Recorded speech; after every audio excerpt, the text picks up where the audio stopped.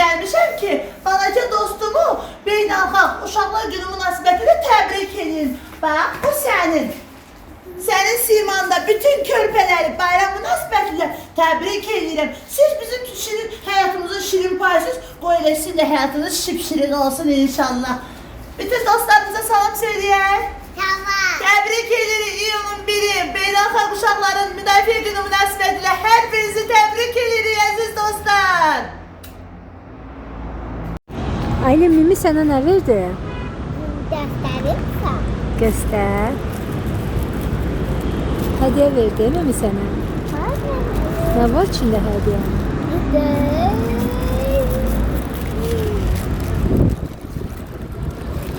Ay uçtu. Ne var içinde hediyenin Ali?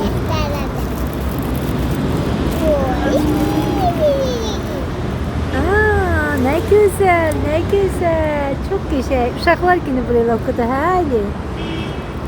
Sağ ol dedin mi Mimi'ye? Sağ ol. Al. Sağ ol, sağ ol, sağ ol. Al Ali, bunları da götür.